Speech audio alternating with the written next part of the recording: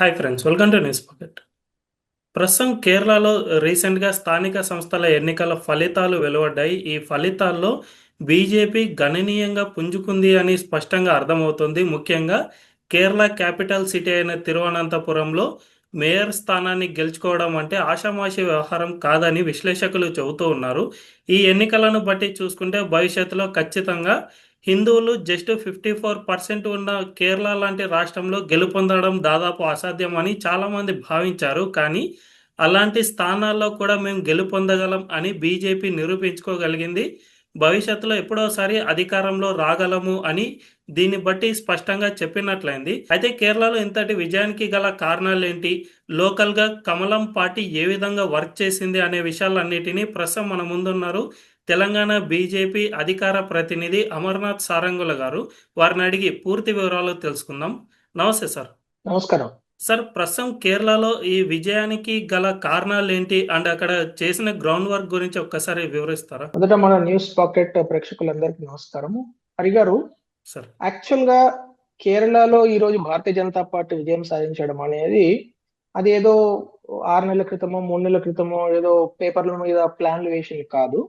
గత అనేక సంవత్సరాలుగా అంటే 2010 నుంచి కూడా భారతీయ జనతా పార్టీ తిరువనంతపురం లాంటి కార్పొరేషన్ సెగ్మెంట్స్ లో చాలా ఇటుక ఇటుక పేర్చుకుంటే ఎట్లయితే మనం ఇల్లు కడతామో అట్లా ఒక్కొక్క ఓటు అందిపుచ్చుకుంటూ అండ్ కరప్షన్ పైన ఫైట్ చేయడము, లోకల్ ఇష్యూస్ పైన ఫైట్ చేయడము, తర్వాత రౌడీయిజం మీద ఫైట్ చేయడము, ఎక్కడ కూడా ఫైట్ ను ఆపకుండా గత 15 సంవత్సరాలుగా ప్రయత్నం చేస్తున్నది.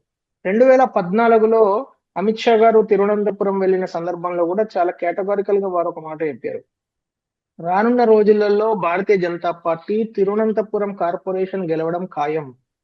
తిరువనంతపురం కార్పొరేషన్ ద్వారం నుంచే మేము కేరళ అనే రాష్ట్రాన్ని కూడా గెలుచుకోవడం ఖాయం. ఈ 2 విషయాలు వారు 2014లో చెప్పడం జరిగింది. ఆ తర్వాత 2020లో కూడా లోకల్ బాడీ ఎలక్షన్స్ జరిగినాయి. అప్పుడు భారతీయ జనతా పార్టీ 35 సీట్లు గెలుచుకోవడం జరిగింది 2020లో. ఆ తర్వాత ఇప్పుడు 5 సంవత్సరాల తర్వాత అంటే ఎక్కడ కూడా భారతీయ జనతా పార్టీ తన యొక్క యుద్ధాన్ని ఆపలేదు. 2010లో కేవలం 6 సెగ్మెంట్లలో గెలిచిన భారతీయ జనతా పార్టీ తిరువనంతపురంలో 101 సెగ్మెంట్లు ఉంటాయి.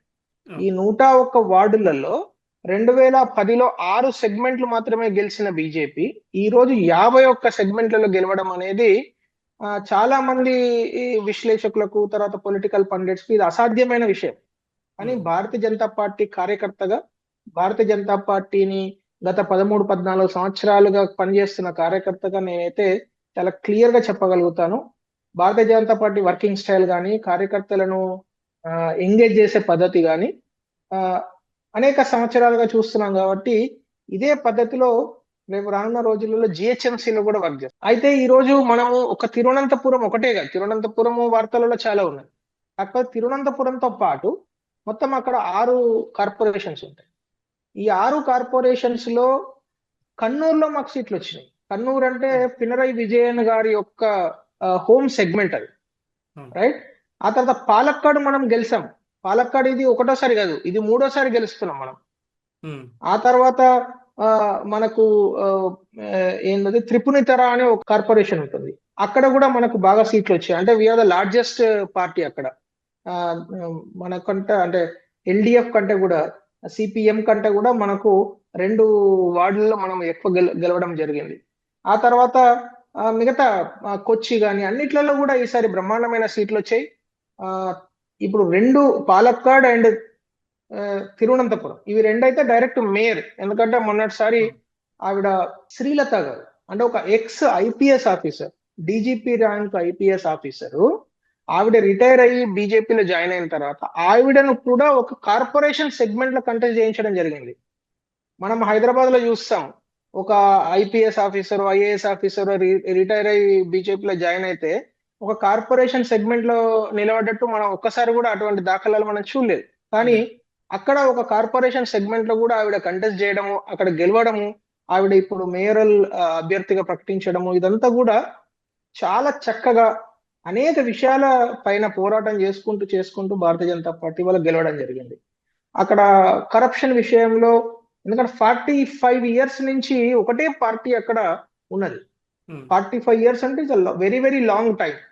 ఎల్డిఎఫ్ అదే ఇప్పుడు సిపిఎం అలయన్స్ ఏదైతే ఉందో, వాళ్ళు లాస్ట్ 45 years గా తిరువనంతపురంలో కరప్షన్ కానీ, ఒక సేమ్ కార్పొరేటర్ మళ్ళీ మళ్ళీ గెలవడం, ఇప్పుడు బెంగాల్లో ఎటువంటి పరిస్థితులు ఉంటాయో తిరువనంతపురంలో కూడా అటువంటి పరిస్థితులే వాళ్ళు కనబడతాయి మనం వెళ్ళినట్టయితే.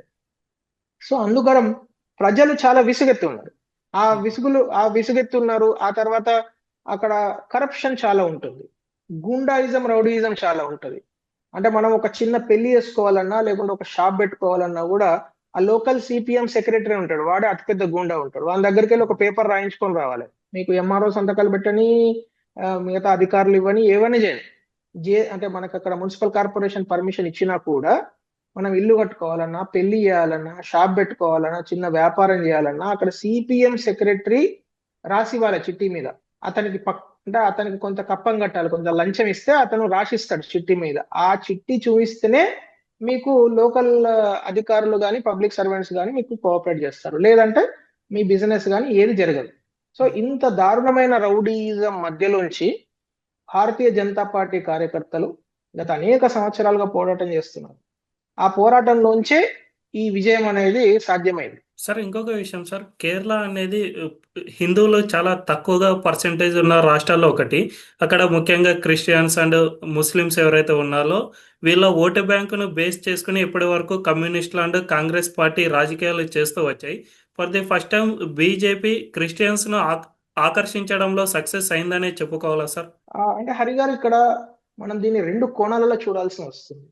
ఒకటి ఏంటంటే, ఒకటి మతపరమైన కోణం, ఇంకొకటి అక్కడ జరిగే లాండ్ ఆర్డర్ ఇష్యూ. ఇప్పుడు మతపరమైన కోణంలో భారతీయ జనతా పార్టీ అసలు ముస్లిమా, హిందువా, లేకుంటే క్రిస్టియన్ అని చూడదు. ఎందుకంటే భారతీయ జనతా పార్టీకి భారత రాజ్యాంగం, డాక్టర్ భీమరావు రామ్జీ అంబేద్కర్ గారు ఇచ్చిన రాజ్యాంగమే అన్నిటికన్నా ఎక్కువ. సో అక్కడ ఆ సబ్జెక్ట్ రాదు. కానీ లాండ్ ఆర్డర్ విషయానికి వస్తే పర్టికులర్ సెక్షన్ ఆఫ్ సొసైటీ ఈ గుండాయిజము, రౌడీయిజము, పదే పదే లవ్ జిహాద్ అని. ఇప్పుడు లవ్ జిహాద్ ఇంతకు ముందు హిందూ అమ్మాయిల పైనే ఉంటుండే, ఇప్పుడు ఏమైంది, అది క్రిస్టియన్ అమ్మాయిల వైపు తిరిగింది. అది కేరళ లాంటి ప్లేసెస్ లో, కేరళ కొన్ని borders of Karnataka, borders of తమిళనాడులో ఏం జరుగుతున్నదంటే వాళ్ళు చాలా స్పెసిఫిక్ గా క్రిస్టియన్ అమ్మాయిలను ఫోకస్ చేస్తున్నారు. ఈ క్రిస్టియన్ అమ్మాయిలకు కొంత వెస్టర్న్ ఇన్ఫ్లుయెన్స్ ఉండేసరికి వాళ్ళని ఫోకస్ చేసి లవ్ జిహాద్ కానీ ఇలాంటివి ప్రయోగించేసరికి క్రిస్టియన్ కమ్యూనిటీ కూడా ఈరోజు, అరే ఇదేంది ఇంత దారుణంగా మేము ఇబ్బంది పడుతున్నాము, మమ్మల్ని పట్టించుకుంటలేరు, ప్రభుత్వం ఏమో ఓన్లీ ముస్లిం లీగ్ ఎల్డిఎఫ్ లో భాగంగా ఉంటుంది కాబట్టి ముస్లిం లీగ్ కోసము వాళ్ళు చప్పుడేక ఉంటారు. ఇప్పుడు కన్నూరు లాంటి ప్లేస్ లో కానీ, కాసర్గోడ్ లాంటి ప్లేసెస్ లో అసలు వాళ్ళు పట్టించుకోరు. ఎన్ని కంప్లైంట్లు ఇవ్వని కంప్లైంట్లు తీసుకోరు, ఏం చేయరు. ఈవెన్ జడ్జీలు, అంటే డిస్ట్రిక్ట్ లెవెల్ జడ్జీలు వాళ్ళు వాళ్ళు కూడా న్యాయం చేయలేని పొజిషన్ లో ఉంటుంది. అంటే కోర్టులను కూడా వాళ్ళు లెక్క చేయరు. అటువంటి పరిస్థితులలో క్రిస్టియన్ కమ్యూనిటీ నుంచి కూడా చాలా మంది భారతీయ జనతా పార్టీ వైపు ఆకర్షితులు అవడము, ఆ తర్వాత ఈ ఎలక్షన్స్ లో పర్టికులర్లీ చాలా చోట్ల Bharatiya Janata party Christian community నుంచి ఉన్న పెద్దలను, క్రిస్టియన్ యూత్ ను, క్రిస్టియన్ మహిళలను అక్కడ కంటెస్ట్ చేయించడం జరిగింది. చాలా కొంతమంది విన్ అయినారు, కొంతమంది మంచి ఓట్లు తెచ్చుకున్నారు. చాలా మంది సెకండ్ పొజిషన్ లో, థర్డ్ పొజిషన్ లో మంచి ఓట్లు, అంటే మనకు అసలు ఒక్కో ఓటు కూడా లేని సిచ్యువేషన్స్ లో ఉంచి అటువంటి వార్డులలో కూడా, ఎందుకంటే ఈ రోజు లోకల్ బాడీ ఎలక్షన్స్ దాదాపు 19,000 వార్డ్స్ జరిగింది. 19,000 వార్డ్స్ లో అనేక వార్డ్స్ లో భారతీయ జనతా పార్టీ కంటెస్ట్ చేయకపోతుండే. ఇంతకు ముందు 50% అసలు కంటెస్ట్ చేయడానికి మనకు మనుషులు ఉండకపోతుంది. ఇప్పుడు ఏంటంటే దాదాపు 99% ఆఫ్ ది వార్డ్స్ లో మనం కంటెస్ట్ చేయడము, అనేక చోట్ల 2వ నెంబర్ రావడం, అనేక చోట్ల 3వ నెంబర్ రావడము, చాలా మంచి ఎన్నికలలో చాలా మంచి ఓట్లు తెచ్చుకోవడము, ఇదంతా జరిగిందంటే అక్కడ, అంటే సింపుల్ హరి గారు, పొలిటికల్ పార్టీగా చేయాల్సిన అత్యంత ముఖ్యమైన 3 పనులు: ప్రజల వైపున ఉండి పోరాటం చేయడం అనుక్షణం, 2 ఖచ్చితంగా పార్టీ నిర్మాణం పైన ఏ ఒక్క రోజు కూడా శషబిష లేకుండా, కాంప్రమైజ్ కాకుండా పార్టీ నిర్మాణం చేయడం, 3 సరైన సమయంలో ఎన్నికలు వచ్చినప్పుడు సరైన క్యాండిడేట్ ను కంటెస్ట్ చేయించడము, దానికి తగ్గట్టు మనము క్యాంపెయిన్ చేయడం. సో ఈ 3 కలిసి వస్తేనే ఒక క్యాండిడేట్ గాని, ఒక పార్టీ గాని విజయం సాధిస్తుంది. సో అదే అక్కడ తిరువనంతపురంలో కానీ, పాలక్కాడు కానీ అనేక చోట్ల కనబడుతున్నది. సార్ మీరన్నట్టు సార్ నిజంగా మునంబం పోర్టు విషయంలో అక్కడ వక్ఫ్‌కు సంబంధించిన ఇష్యూ అనేది ఒకటి ఉంది సార్. ఏకంగా 400 ఎకరాల భూమి తమది అని వక్ఫ్ బోర్డు చెప్పడం. దానిపై Yeah. చాలామంది క్రిస్టియన్సే పోరాడారు. ఆ తర్వాత రీసెంట్‌గా జరిగిన ఎన్నికల్లో కూడా క్రిస్టియన్స్ అందరూ కూడా బీజేపీకే ఓటు వేయడం వల్ల ఆ మునంబం వార్డును కూడా బీజేపీ కైవసం అయిపోయింది sir. Correct, correct. You are right, exactly. Actually అది ఒక సపరేట్ స్టోరీ.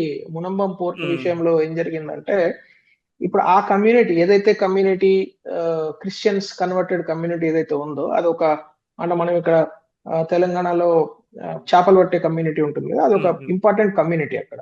సో వాళ్ళు క్రిస్టియన్స్ అక్కడ ఉంటారు. సో వాళ్ళు మొదటి నుంచి కూడా బీజేపీకి వ్యతిరేకం చేసేవాళ్ళు.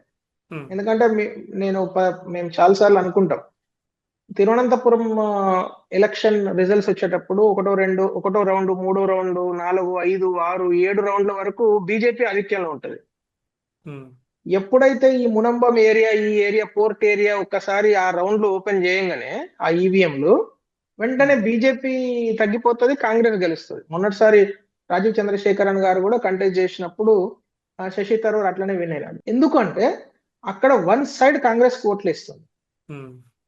ఇప్పుడు ఏం జరిగిందంటే మీరు అన్నది కరెక్ట్. ఎందుకంటే అక్కడ ఆ పర్టికులర్ కమ్యూనిటీ యువతకి ఈ రోజు జాబ్స్ వస్తున్నాయి ఆ పోర్ట్ రావడంతో.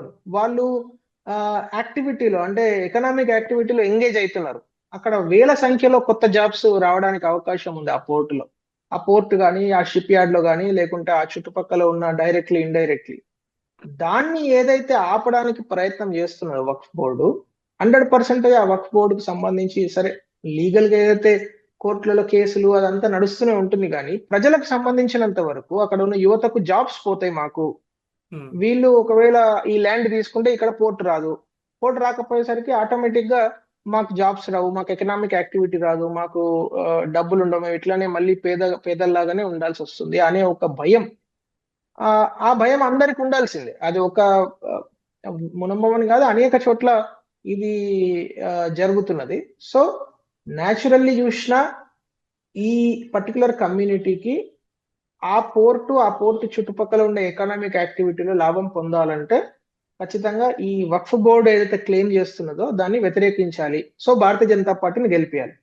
రెగ్యులర్ గా కాంగ్రెస్ కు ఓట్లు వేసే ఓటర్లు అందరూ కూడా ఈసారి బీజేపీకి ఓట్లు వేశారు. హ్మ్. ఆ ఆ పోర్ట్ అనే కదా, అక్కడ 4 వార్డ్స్ ఉంటాయి. ఆ 4 వార్డ్స్, ఆ చుట్టుపక్కల ఉండే వార్డ్స్ అన్ని కూడా ఎప్పుడు కూడా బీజేపీ గెలిచేది కాదు. హ్మ్. కానీ ఈసారి అది గెలవడం అనేది సాధ్యమైంది. ఎందుకంటే సింపుల్ హరి గారు, భారతీయ జనతా పార్టీ వస్తే అభివృద్ధి వస్తుంది. భారతీయ జనతా పార్టీని మనం యాక్సెప్ట్ చేస్తే మనం ఎకనామిక్ గా డెవలప్ అవుతాం. కల్చరల్ గా మనకు పీస్ఫుల్ గా ఉంటుంది. లాండ్ ఆర్డర్ సమస్యలు ఉండవు. మన పిల్లలు కొత్త కొత్త జాబ్స్ లోకి వెళ్తారు. మన పిల్లలకు కొత్త అవకాశాలు వస్తాయి. ఇది అందరికి, తల్లిదండ్రులకు అందరికి కరెక్ట్ గా చెప్పడం జరిగింది తిరువనంతపురం. హ్మ్. దాని వాళ్ళకి అర్థమయ్యే భాషలో వాళ్ళకి చెప్తే వాళ్ళు అర్థం చేసుకున్నారు. సార్ ఇంకొక విషయం ఇప్పుడు కేరళలో క్రిస్టియన్స్‌ను గ్రాప్ చేయాలి అంటే అది చాలా పెద్ద వర్క్ అనే చెప్పుకోవచ్చు sir. BJP style of ground work ఏ విధంగా ఉంటుంది? అండ్ వాళ్ళు గ్రౌండ్‌లో ఏ విధంగా వర్క్ చేస్తారు సార్ ఈ విధంగా రిజల్ట్ రావాలి అంటే? అంటే హరి, దానికి ఏం పెద్ద రాకెట్ సైన్స్ ఏమీ ఉండదు. ఓకే. నేను ఇందాక చెప్పినట్టు నిరంతరం ప్రజలలో ఉండి ప్రజల పక్షాన ప్రజలకు ఉండే సమస్యల గురించి పోరాటం. ఇప్పుడు సురేష్ గోపి గారు ఉన్నారు ఎగ్జాంపుల్. సురేష్ గోపి గారు త్రిశూర్లో, ఆయన ఒక మార్కెట్ ఉంటుంది, ఒక పెద్ద మార్కెట్ త్రిశూర్లో. ఆ మార్కెట్ లో ఎక్కువ మంది క్రిస్టియన్ కమ్యూనిటీకి సంబంధించిన వాళ్ళు ఆ ఆ షాప్స్, వాటికి ఆ ఎకనామిక్ యాక్ట్, ఇందాక మనం పోర్ట్ గురించి మాట్లాడుకున్నాం, ఇప్పుడు ఆ హ్మ్. మార్కెట్ గురించి. వారు ఏం చేశారు, వారు సొంత డబ్బులు ఖర్చు పెట్టి ఆ మార్కెట్ ను మోడర్నైజ్ చేయించారు. సో చేయించగానే రూ. 300 రోజువారీ సంపాదించే వ్యక్తి రూ. 1000 సంపాదించడం స్టార్ట్ అయింది. 500 సంపాదించే వాళ్ళు 2000 సంపాదించగలుగుతారు. సో న్యాచురల్లీ వాళ్ళకి అర్థం అయిపోయింది, అరే ఈయన గెలవకుంటేనే ఆయన సొంత పైసలతోనే ఇట్లా చేస్తున్నాడు, నేను గెలిపించుదాం. సో ఆయనను గెలిపివ్వడం జరిగింది. మంచి మెజారిటీతో ఆయన సురేష్ గోపి గారు గెలవడం జరిగింది. ఫస్ట్ టైం మనం ఒక ఎంపీకి గెలిచి వారు కేంద్ర మంత్రిగా కూడా ఇప్పుడు ఎంఓఎస్ గా ఉంటున్నారు. హ్మ్. సో అలాంటి ఎగ్జాంపుల్ అంటే నిరంతరం ప్రజల పక్షాన పోరాటం, నిరంతరం కరప్షన్ కి అగేన్స్ట్ గా పోరాటం. ఇప్పుడు ఇందాక నేను చెప్పాను కదా, సిపిఎం సెక్రటరీ చిట్టి మీద రాస్తేనే వాడు ఎంఆర్ఓ నేను రాణిస్తాడు. సిపిఎం సెక్రటరీ చిట్టి మీద రాస్తేనే నువ్వు వ్యాపారం చేసుకోవాలి. ఒక సినిమా రిలీజ్ కావాలంటే, ఉమ్, ఒక థియేటర్లో ఒక సినిమా రిలీజ్ కావాలంటే సిపిఎం అక్కడ డిసైడ్ చేస్తుంది ఏ సినిమా ఏ థియేటర్లో రిలీజ్ కావాలనేది. అంటే మీరు ఎట్లాంటి పరిస్థితుల్లో ఉంటుందంటే కేరళ, నేను పర్సనల్ గా నేను అక్కడ అనేక సార్లు వెళ్ళడం జరిగింది. మాకు ఆ, కన్నూరు జిల్లా కూడా నేను పర్యటన చేయడం జరిగింది. అక్కడ ఆర్ఎస్ఎస్ ఆఫీస్ పైన బాంబు దాడి కూడా జరిగింది పయ్యనూరు ఏరియాలో, ఉమ్, ఆ ఊర్లో. సో నేననే పాయింట్ ఏంటంటే, ఇంత నిరంకుశమైన, అంటే ఒకవైపు భారత రాజ్యాంగం అమలు చేయాలి అని నరేంద్ర మోడీ గారు అనుక్షణం ప్రయత్నం చేస్తూ ఉంటే, ఇది జమ్మూ కాశ్మీర్ లాంటి చోట కూడా ఆర్టికల్ 370 తీసేసి భారత రాజ్యాంగాన్ని అమలు చేసిన పరిస్థితులలో కేరళ లాంటి చోట భారత రాజ్యాంగాన్ని మేము లెక్క చేయము, డాక్టర్ బాబాసాహెబ్ అంబేద్కర్ చెప్పిన విషయాన్ని నేను పట్టించుకోను, నా ఇష్టము, నేను షరియా చట్టాన్ని తీసుకొస్తా, లేకుంటే నేను సిపిఎం చట్టాన్ని తీసుకొస్తా, సిపిఎం సెక్రటరీ ఏది రాస్తే అదే ఇక్కడ లా అనే తరహాలో ఏదైతే ఒక రకమైన రౌడీయిజం, గుండాయిజం అక్కడ నాట్యం ఆడుతున్నదో దాన్ని ప్రజలు తిరస్కరించారు. దాన్ని ప్రజలు ఒప్పుకోరు. ఎందుకంటే అది ఎవరు చేసినా ఒప్పుకోరు. ప్రత్యేకంగా ఈ మధ్య కాలంలో సిపిఎం యొక్క, ఎందుకంటే కంటిన్యూస్ గా వాళ్ళు 3 సార్లు గెలిచేసరికి వాళ్ళకు తలకెక్కిపోయింది వాళ్ళకు. ఉమ్. మీరు చూడండి, 2026 కేరళ ఎన్నికలలో భారతీయ జనతా పార్టీ అనూహ్యమైన విజయం సాధించబోతున్నది. ఎందుకంటే అక్కడ ఒక క్రిస్టియన్స్ అనే కాదు, ఎవరైతే ప్రో డెవలప్మెంట్, అభివృద్ధి కోరుకునే ప్రతి సెక్షన్, ప్రతి వ్యక్తి భారతీయ జనతా పార్టీ అయితేనే ఈ ముష్కరులకు కరెక్ట్ బుద్ధి చెప్తారు. ఎందుకంటే వీళ్ళ ఆగడాలు విపరీతం అయిపోయినాయి, వీళ్ళ లవ్ జిహాద్ విపరీతం అయిపోయింది, మన పిల్లలకు రక్షణ లేదు, మన వ్యాపారాలకు రక్షణ లేదు, ఇన్వెస్ట్మెంట్స్ రావట్లేదు, ఉద్యోగాలు రావట్లేదు. కేరళ నుంచి ఎక్కడో లక్షల మంది, మీకు నేను చెప్తాను ఆశ్చర్యపోతారు, సార్. కేరళ నుంచి 28 లక్షల మంది గల్ఫ్ కంట్రీలలో బతుకుతారు. 28 లక్షల మంది. ఓకే. ఆ స్టేటే చిన్న స్టేటు, ఆ, ఆ స్టేట్ లోంచి 28 లక్షల మంది గల్ఫ్ కంట్రీస్ లో బతుకుతారంటే ఎంత ఆశ్చర్యమో చెప్పండి. మీకు త్రివేంద్రం ఇంటర్నేషనల్ ఎయిర్పోర్ట్ లో దుబాయ్ ఫ్లైట్ వస్తున్నదంటే ఇట్లా అసలు ఇట్లా మొత్తం కిక్కిరిసిన జనాలు ఉంటారు వాళ్ళని రిసీవ్ చేసుకోవడానికి. అంటే 3 ఏళ్ళు 4 ఏళ్ళు అసలు వాళ్ళు రాలేరు. సో కుటుంబం అంతా వచ్చి వాళ్ళని రిసీవ్ చేసుకోవాలి, అట్లా ఉంటుంది పరిస్థితి. సో అలాంటి సందర్భాలలో వాళ్ళు అక్కడికి వెళ్ళి చిన్న చిన్న పనులు చేసుకొని కొన్ని దిరాములు సంపాదించుకొని వస్తారు. సో అదంతా చూస్తున్నారు అక్కడ సమాజం, చూసి చూసి చూసి విసుగు చెందిపోయింది. సార్, ఆ రాష్ట్రంలో ఆర్థికంగా ఇంత చితికిపోవడానికి కమ్యూనిస్టుల పాలనే కారణం అని అంటారా సార్? 100%. ఇప్పుడు ఆ, ఏదో సామెత ఉంటుంది తెలంగాణలో, కడుపు మండినోడు కడుపు కాలినోడు కాంగ్రెస్ పార్టీ కొట్టేస్తాడు, కడుపు నిండినోడు బీజేపీ పార్టీకి వస్తాడు. సో బీజేపీ పార్టీ ఏమో కడుపు నింపడానికి ట్రై చేస్తుంది, ఉమ్, కాంగ్రెస్ పార్టీ కమ్యూనిస్ట్ పార్టీలో ఏమో కడుపు నిండకుండా ఉండడానికి ప్రయత్నం చేస్తుంది. సో ఎంతమంది సమాజంలో పేదలు ఉంటే కమ్యూనిస్ట్ పార్టీకి అంత లాభం అని కమ్యూనిస్ట్ పార్టీ అనుకుంటారు. సమాజంలో ఎంత తక్కువ పేదరికం ఉంటే ఉమ్, బీజేపీకి అంత లాభం అని బీజేపీ చేస్తారు. సో ఎవరు పేదరికాన్ని నిర్మూలిస్తారు, ఎవరు పేదరికాన్ని పెంచి పోషిస్తారు అర్థమైపోతున్నారు. సో బీజేపీ ఏం చేస్తుంది, అభివృద్ధిని తీసుకొస్తుంది, అవకాశాలను తీసుకొస్తుంది, ఇన్వెస్ట్మెంట్స్ తీసుకొస్తుంది, కొత్త కొత్త వ్యాపారాలను తీసుకొస్తుంది, యువతకు మహిళలకు అవకాశాలు ఇస్తుంది, సెల్ఫ్ హెల్ప్ గ్రూప్స్ కు డబ్బులు ఇస్తుంది, సెల్ఫ్ హెల్ప్ గ్రూప్స్ కొత్త కొత్త కంపెనీలు పెట్టుకోవడానికి, వ్యాపారాలు చేసుకోవడానికి అవకాశం ఇస్తుంది. అదే కమ్యూనిస్టులు ఏం చేస్తారు, ఉన్న వ్యాపారాలను ఇబ్బంది పెట్టి, ఎందుకంటే వాడు వ్యాపారం వస్తుంది అనుకో, వాడు ఒక 50 మందికి పనిస్తాడు, ఆ 50 మందికి ఉన్న డబ్బులు వస్తే వీడు సిపిఎం సెక్రటరీ మాట ఎవడు వింటాడు? ఉమ్. సిపిఎం సెక్రటరీ మాట వినాలంటే వాళ్ళందరూ రోజువారీగా గవర్నమెంట్ మీద ఆధారపడి, మీకు చెప్తా, అక్కడ మలబార్ మిల్క్ యూనియన్ ఒకటి ఉంటుంది, ఓకే. దానికి కేంద్రం వయనాడు. ఇప్పుడు ఏదైతే ప్రియాంక వాద్రా ఎక్కడి నుంచి అయితే రిప్రజెంట్ చేస్తుందో ఆ వయనాడు జిల్లాలో that is one of the largest milk cooperatives of Kerala milk cooperative Malabar milk union ఉంటుంది. ఆ మలబార్ మిల్క్ యూనియన్ లో 36 నుంచి 40 వేల మంది మిల్క్ వస్తారు ఎవ్రీడే. ఓకే. సో మిల్క్ పోసినప్పుడు వారానికి ఒకసారి వాళ్ళ అకౌంట్ లోకి డబ్బులు పడాలి. మీరు అమూల్ దగ్గరికి వెళ్ళినా, నందిని, కేఎంఎఫ్ అయినా వారానికి ఒకసారి డబ్బులు పడతాయి. కేరళలో ఏంటంటే వారానికి ఒకసారి వీడు సిపిఎం సెక్రటరీ గారు చిట్టి రాసిస్తాడు, వీళ్ళకి డబ్బులు ఇవ్వండి అని. ఓకే. అప్పుడే వాళ్ళకి డబ్బులు వస్తాయి. అంటే వీళ్ళు సొంతంగా కష్టపడి ఆవుల నుంచి బర్రెల నుంచి పాలు పితికి తీసుకెళ్లి ఆ డైరీలో పోస్తే ఆ డబ్బులు ఇవ్వడానికి కూడా ఈ 40,000 మంది మీద వాళ్ళ ఆజమాయిషి ఉంటది. ఓకే. అంత ఘోరంగా ఉంటది పరిస్థితి. మళ్ళా వాళ్ళందరూ ఆ కోఆపరేటివ్ బోర్డు మెంబర్‌లో ఉంటారు. ఆ సిపిఎం హ్మ్. బ్యాచ్ అంతా. ఆ బ్యాచ్ కొన్ని ఏరియాలలో ముస్లిం లీగ్ బ్యాచ్ ఉంటుంది. ఎస్‌డిపిఐ బ్యాచ్ ఉంటుంది. సో వాళ్ళేం చేస్తారు? వాళ్ళు చిట్టీలో రాసిస్తే వీళ్ళకి పైసలిస్తారు. సో వీడేంటి పాపం కష్టపడి డబ్బులు పోనీ వీడు ఏదైనా వేరే ఏదైనా డైరీకి మిల్క్ పోద్దాం అనుకుంటే ఆ డైరీని వీళ్ళు రానివ్వరు. ఓకే. కాంపిటీషన్ ఉండదు. Only Wayanad milk Malabar milk నుండి అది ఒక్కటే ఉంటది అక్కడ. ఇంకా వేరే ఏముండదు. మీరు ఏం చేసినా రానివ్వరు. సో అంత ఘోరంగా అంత ఒక పెద్ద పద్మ వ్యూహం లాగా తయారు చేసి కేరళ అంటే మనం చాలా ప్రోగ్రెసివ్ అని, కేరళ హ్మ్. అంటే హ్మ్.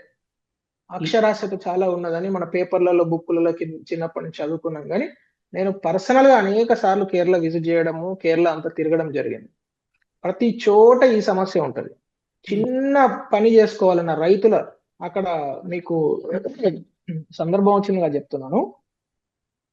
జ్యోతి బసు పశ్చిమ బెంగాల్ ను దాదాపు హ్మ్. 24, 25 సంవత్సరాలు పరిపాలన చేశాడు కదా. జ్యోతి బసు కనిపెట్టిన ఒక థియరీ ఉంటది. మహా కిసాన్ సంఘ్. ఈ ఓకే. మహా కిసాన్ సంఘ్ ప్రతి ఊర్లో రైతు సంఘాలను తయారు చేసిండు ఆయన. ఆయన తయారు చేసినప్పుడు ఒరిజినల్ గా రైతులు ఉండే. అది రాను రాను ఏమైందంటే ఆ సంఘాల యొక్క అజమాయిషి కోసము అందరూ సిపిఎం వాళ్ళు గ్రూపుల కింద ఆ సంఘాల యొక్క అజమాయిషి వాళ్ళ చేతులకు వచ్చింది. ఏ స్థాయిలో ఉంటుందంటే ఆ ఊర్లో ఎవడు ఏ విత్తనం వెయ్యాలి అనేది కూడా ఆ సిపిఎం కార్యకర్త డిసైడ్ చేసే స్థాయికి వెళ్ళిపోయింది. ఓకే. సిమిలర్లీ కేరళలో ఇప్పుడు ఆ పరిస్థితి ఉంది. ఇక్కడ సిపిఎం కార్యకర్త, సిపిఎం సెక్రటరీ డిసైడ్ చేస్తేనే మన మన ఇంట్లో అమ్మాయికి పెళ్లి జరగాల, పెళ్లి జరగొద్దా, లేకుంటే మన సినిమా థియేటర్లో ఆడాలా వద్దా, లేకుంటే మన వ్యాపారం చెయ్యాలా వద్దా, లేకుంటే మన షాప్ ఎవరికి రెంట్కి ఇవ్వాలి, ఈ స్థాయిలో వాళ్ళు డిసైడ్ చేస్తారు.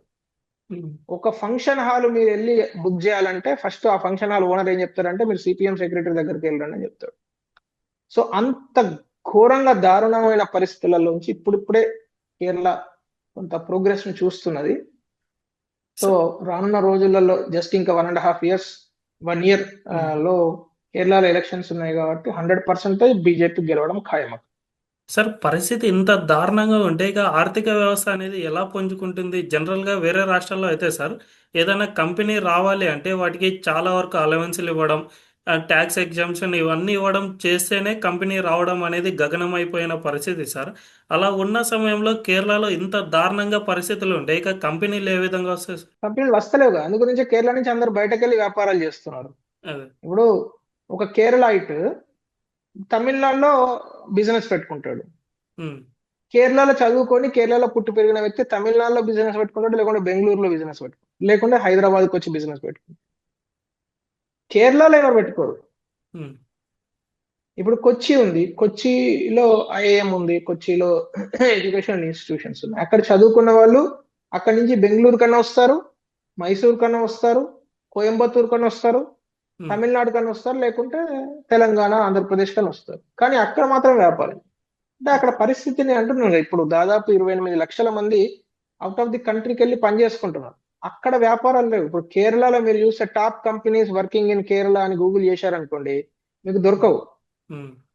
అక్కడ కంపెనీలన్నీ అక్కడ రిజిస్టర్ అయినా అది వేరే చోట పనిచేస్తూ ఉంటాయి. అంటే హ్మ్. ఏ కర్ణాటకలోనో లేకుంటే మహారాష్ట్రలోనో లేకుంటే తెలంగాణ అట్లా. సో అక్కడ అనుకూల అక్కడ అగ్రికల్చర్ అనుకూలించదు. నేను చెప్తున్నా మిల్క్ కోఆపరేటివ్స్ మీద పడి తింటున్నారంటే హ్మ్. వాళ్ళను ఎవరు కూడా క్షమించలేని పరిస్థితి. సో అది ఈ నేను అనుకుంటున్నా ఇంకొక 1 year ఈసారి బీజేపీ హ్మ్. గెలిచిన తర్వాత ఖచ్చితంగా ఇలాంటి ఆగడాలకు ఒక చరమగీతం పాడుతుందని అనుకుంటున్నాను. సార్ మీరంటున్నారు ఇది నెక్స్ట్ ఇయర్ లోపు బీజేపీ అక్కడ అధికారంలోకి వస్తుంది అని. అయితే బీజేపీ కేరళలో అధికారంలోకి రావాలంటే ముఖ్యంగా కమ్యూనిస్టు పార్టీ కార్యకర్తల ఆగడాలను అడ్డుకోవాల్సిన అవసరం ఉంటుంది. ఎందుకంటే గతంలో మనం చాలా సార్లు చూసాం. బీజేపీ అండ్ ఆర్ఎస్ఎస్ కార్యకర్తలను ఊచకోత కోసిన సందర్భాలు కూడా జరిగాయి సార్. సో వాటిని అడ్డుకోవడానికి ఫ్యూచర్‌లో బీజేపీ ఏం చేయనుంది సార్? అంటే ఫ్యూచర్ లో చేసుడు కాదు, గత ఎన్నో హ్మ్. సంవత్సరాలుగా ఏదైతే పోరాటాలు జరుగుతున్నాయో పోరాటాలు చేస్తున్నామో ఇలాంటి రౌడీజానికి గుండాయిజానికి అదే కంటిన్యూ చేస్తాం. ఇప్పుడు మీకు ఎగ్జాంపుల్ చెప్తాను. మొన్న సెప్టెంబర్ లో తిరువనంతపురంలో ఒక కార్పొరేటర్ సునీల్ ఉమ్, కుమార్ అని ఆయన సూసైడ్ చేసుకోవడం జరిగింది కొన్ని అనుమానాస్పద పరిస్థితులలో. ఎందుకు అంటే అక్కడ లోకల్ మేయరు లేకుంటే లోకల్ సిపిఎం వాళ్ళు కంటిన్యూస్ గా ఆయన పైన ప్రెషర్ చేస్తున్నారు ఫైనాన్షియల్ గా. అంటే ఆయన వాళ్ళ వార్డులో ఏదైనా పని చేసుకుంటే ఆ డబ్బులు ఇవ్వకపోవడము, కాంట్రాక్టర్లను ఇబ్బంది పెట్టడము, లేకుంటే వీరిపైన విపరీతమైన స్ట్రెస్ పెట్టడము, ప్రెషరైజ్ చేయడము, ఇబ్బంది పెట్టడము, అలిగేషన్స్ చేయడము, ఇలాంటి వాటి వల్ల ఆయన ఉరిపెట్టుకొని చనిపోయినాడని, అంటే అనుమానాస్పద పరిస్థితుల్లో ఉమ్, సూసైడ్ చేసుకున్నారని వచ్చింది. అంటే దాని అర్థం ఏంది? అలాంటి ఒక వ్యక్తి, కార్పొరేటర్ గా ఉన్న ఒక వ్యక్తికి రక్షణ లేదు. సో దానిపైన కూడా బీజేపీ మళ్ళీ పోరాటం చేసింది. సో అలా నిరంతరం పోరాటం చేస్తూనే ఉంటాయి. ఈ రోజు మనం వార్డులు గెలిచిన క్యాండిడేట్లలో అనేక మంది వాళ్ళ వాళ్ళ తల్లిదండ్రులు అయితే ఆ, ఆ సంఘర్షణలో ఇంజూర్డ్ అయ్యి ఉన్న వాళ్ళు కావచ్చు, లేకుంటే ప్రాణాలే కోల్పోయిన వాళ్ళు అయి ఉండవచ్చు. అలాంటి వాళ్ళు చాలా మంది ఉన్నారు. సో ఈ నిరంతరమైన ప్రక్రియ జరుగుతూనే ఉంటుంది. పాపం అక్కడ కార్యకర్తలకు మనము మనం ఇప్పుడు ఇక్కడ సపోజ్ తెలంగాణ కావచ్చు, ఆంధ్రప్రదేశ్ కావచ్చు, ఇలాంటి చోట మనం ఊహించలేము అలాంటి పరిస్థితులను. ఉమ్, ఉమ్. మనం ఇక్కడ కూర్చొని ఏముంది వాళ్ళు ఫైట్ చేస్తారు కదా అని ఏదో ఫేస్బుక్ లో పోస్ట్ చేసి వదిలిపెడతాం, కానీ అక్కడ ఉండే సంఘర్షణ అది చాలా డిఫరెంట్ గా ఉంటుంది. విపరీతమైన ఆ, ఇబ్బంది పెడతారు అక్కడ. ఎందుకంటే అక్కడ ఫిజికల్ వార్స్ ఉంటాయి. అంటే ఉమ్. ఫిజికల్ గా గొడవ పడే పరిస్థితులు ఉంటాయి. తర్వాత వాళ్ళపైన ఫైనాన్షియల్ గా అంటే వాళ్ళకు సపోజ్ వాళ్ళకి ఏదైనా అవసరం వచ్చి అప్పుకు వెళ్ళాలంటే ఆ ఊర్లో వాళ్ళకి ఎవ్వరు అప్పు ఇవ్వరు. అటువంటి పరిస్థితులు ఉంటాయి. ఏదన్నా ఒక చిన్న జాగా ఉంది అది అమ్ముదాము ఆ, అని ఒక బీజేపీ కార్యకర్త అనుకుంటే అది ఎవరు కొననివ్వరు, లిటిగేషన్స్ పెడతారు. సో ఉమ్. అసలు ఏ విషయంలో కూడా పొసకనియరు అనమాట. అట్లా బీజేపీ కార్యకర్తలను రాచి రంపాన పెడతారు. చాలా ఇబ్బందులు ఉంటాయి. అయినా కూడా బీజేపీ కార్యకర్తలు ఏంటంటే అక్కడ ఫైట్ చేస్తూనే ఉన్నారు. అందు గురించే ఈ రోజు నరేంద్ర మోడీ గారి దగ్గర నుంచి ఆ, జాతీయ అధ్యక్షులు నడ్డా గారి దగ్గర నుంచి అందరు కూడా ఎందుకు అప్రిసియేట్ చేస్తారు అక్కడ కార్యకర్తలను అంటే అందుకు. అక్కడ ఒక వార్డు మెంబర్ గా గెలవడం కూడా చాలా చాలా కష్టమైన విషయం. ఉమ్. మీరు చూసింటారు. ఆ అక్కడ మన వయనాడులో ఎవరైతే ప్రియాంక వాద్రా పైన కంటెస్ట్ చేసిన అమ్మాయి ఈ రోజు ఒక వార్డు మెంబర్ గా గెలిచింది అక్కడ. ఓకే. ఆ. ఒక ఎంపీగా కంటెస్ట్ చేసిన ఆవిడ వార్డు మెంబర్ కూడా కంటెస్ట్ చేసింది. ఎందుకు అంటే వాళ్ళు ఖచ్చితంగా ఎస్ సంఘర్షణ గెలవాల్సిందే, ఫైట్ చేయాల్సిందే, నిరంతరం ప్రజలలో ఆ ప్రజా పోరాటాల్లో ఉండాల్సిందే అనే ఒక దృఢ నిశ్చయంతో వాళ్ళు చేయడం జరిగింది. సో హరి, నేను చెప్పేది ఏంటంటే సార్. జస్ట్ టు మనం to conclude all the points. ఈ రోజు తిరువనంతపురంలో ఏదైతే గెలుపు ఉన్నదో అది అంతం కాదు, ఆరంభం. ఈ ఆరంభము ఇది ఒక గెలుపుకు, భారతీయ జనతా పార్టీ గెలిచి ఒక మేయర్ అవడానికి ఆరంభం కాదు. ఇది కేరళ అభివృద్ధికి ఆరంభం. వికసిత్ తిరువనంతపురం కాదు, వికసిత్ కేరళంకు ఒక ఆరంభం ఇది. ఈ రోజు it is just a humble beginning. ఈ బిగినింగ్ తోని రానున్న రోజులలో కేరళ గెలుచుకోవడం ఖాయం. రానున్న రోజులలో కేరళను అభివృద్ధి చేయడం ఖాయం. కేరళ ఏదైతే ముస్లిం లీగ్ సిపిఎం కోరలలో చిక్కుకొని అనేక గ్రామాలు, అనేక పట్టణాలు ఉన్నాయో అవన్నిట్లలోంచి కేరళను విడిపించి కేరళను అభివృద్ధి చేయడం అయితే ఖచ్చితంగా ఖాయం. Thank you so much sir. మీరు అనుకున్నట్లుగానే కేరళ అరాచక పాలన నుంచి అభివృద్ధి పథంలో దూసుకెళ్లాలని మనందరం కోరుకుందాం సార్. ధన్యవాదాలు సార్. ధన్యవాదాలు.